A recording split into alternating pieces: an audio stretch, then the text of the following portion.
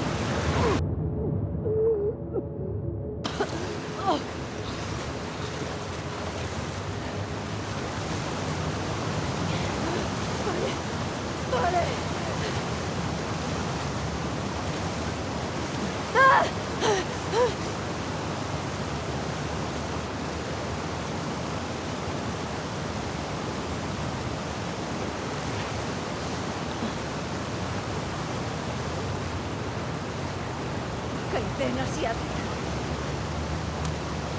Vale. ¿Dónde narices estoy?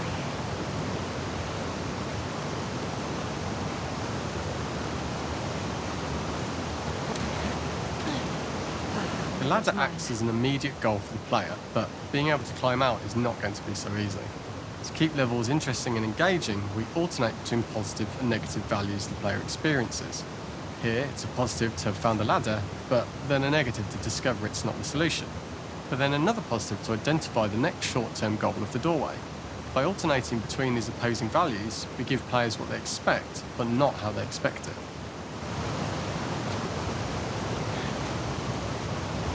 ¿Es una puta broma?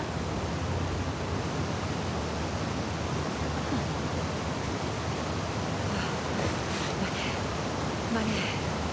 Habrá otra salida.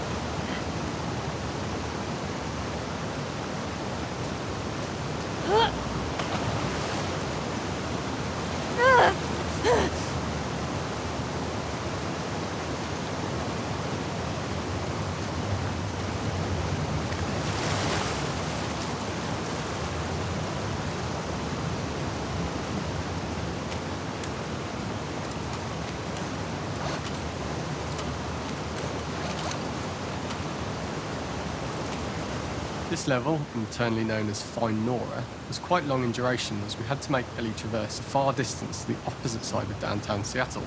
The sewer section was originally longer than what we released the game with, approximately 10 minutes more. This was one of the few areas of the game that used water flow as part of a traversal puzzle. The player has to go upstream to use the current to get to the platform to reach the other side. We mostly cut this mechanic game-wide, however it remained in essence in the section swimming to the aquarium as Ellie, when you were avoiding the waves.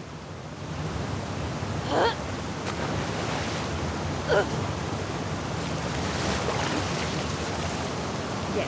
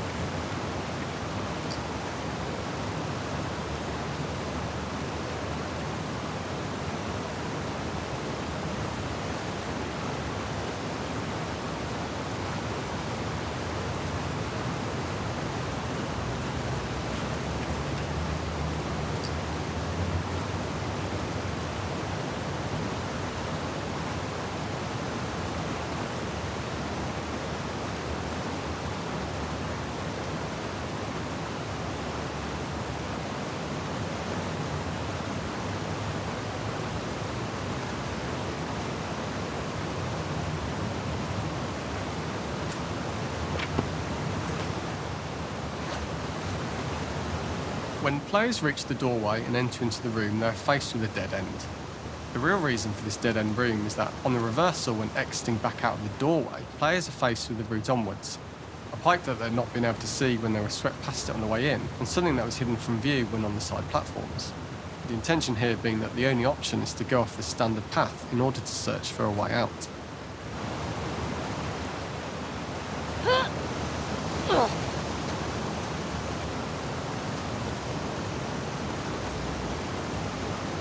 Qué ganas de largarme. Throughout the rest of the level, we also used light to indicate to the player that they were heading in the right direction. At each turn, however, we blocked the direct route forward. Players would know that they just have to keep finding alternative paths, promoting those feelings of being desperate and trapped.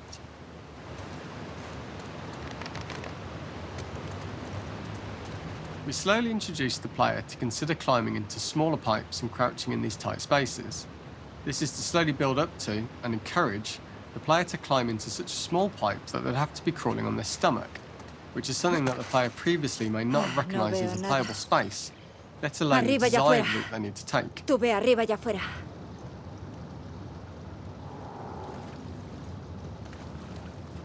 We added a tiny space just to reward the player's exploration with a pickup item, and we made sure it was something that made sense that you'd find in this area. A canister and all the garbage that had been washed into the sewers from the surface.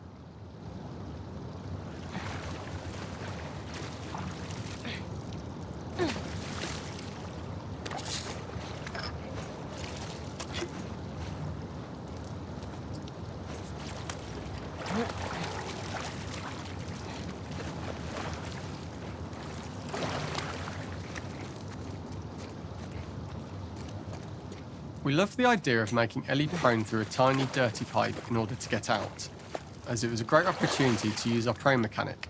A unique camera setup was created to support crawling in these pipes, as the standard prone camera is much higher above the player. We also created custom collision in order for Ellie to manoeuvre in these tight spaces easily. Initially, the oblong collision capsule around her character caused issues crawling around corners. We put extra effort into the custom corner collision, so the movement experience is as smooth as the main game. Joder. Vale. Mantén la calma, Ellie.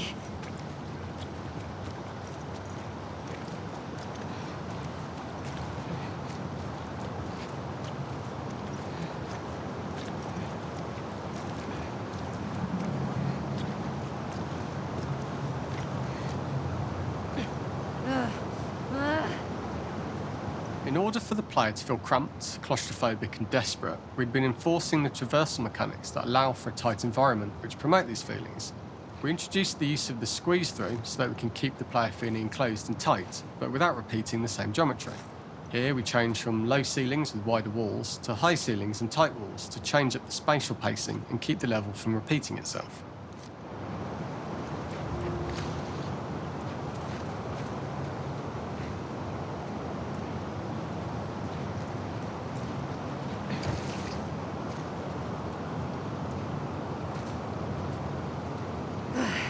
Que te joda el universo.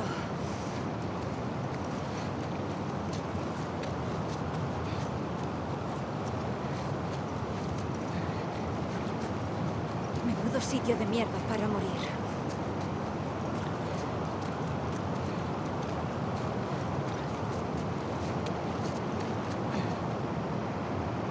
Originally, we had the waterline much higher here, so players had to swim through this tight tunnel.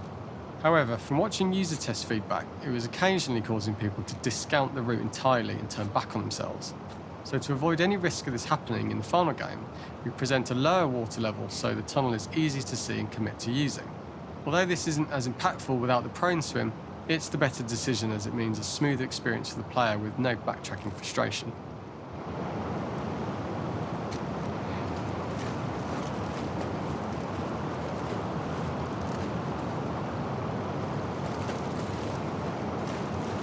As we surface from the water and over the crest of the slope, we reveal what is further in this tunnel. A clicker that has sprouted and the fungus has grown on the sides of the pipe. It was great to see people who user tested this area becoming increasingly worried as we forced the player to squeeze past the fungus and inches away from the clicker's face. all the time not being sure whether the clicker might be alive or attack them. Although we aren't as cruel as to force a clicker attack in such close proximity, we do have a payoff for this moment. This clicker momentarily turned into Joel to show Ellie's PTSD from what happened to Joel at the start of the game. Ultimately, we decided to save this moment for the farm level, as it was more impactful there because it could become the centrepiece of that experience.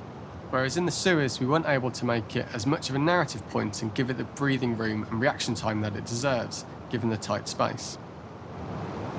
We draw the player towards this pipe, as it is seemingly the route out of the tight space. Fairly soon, it is obvious that this path is blocked. If the player goes all the way up to the bars that block the path, they are rewarded with a pickup, so this journey doesn't feel wasted. It is important to encourage the player to try to progress along this path so that they would subtly be thinking of progress in this direction. We hint to the player that there is a bigger, new space beyond this pipe by showing the player the waterfall. This helps players consider the other route, but they don't know how far the tunnel is or whether they'd make it.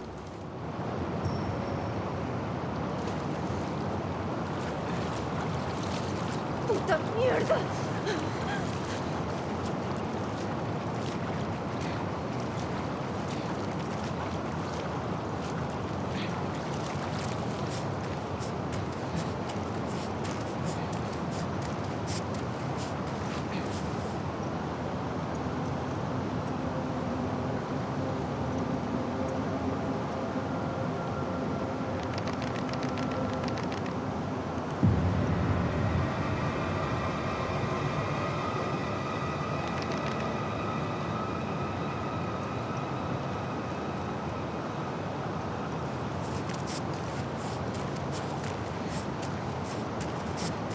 ¡Ah, mierda! ¡Ah!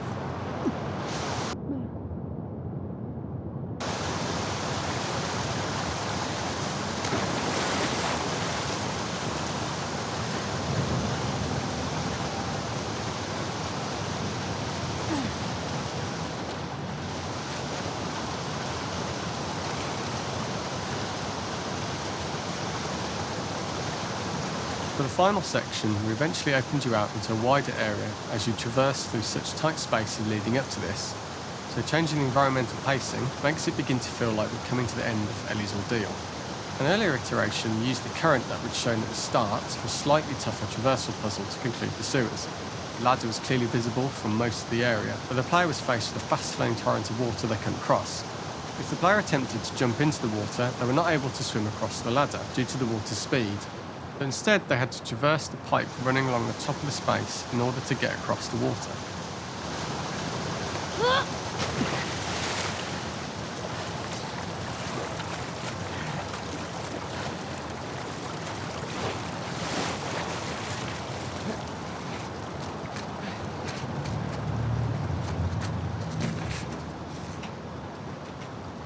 Using this pipe was retained in the iteration we shipped with, as it's the last of the extreme methods Ellie has to undergo in order to escape the sewers, and what she will go through in her pursuit of revenge.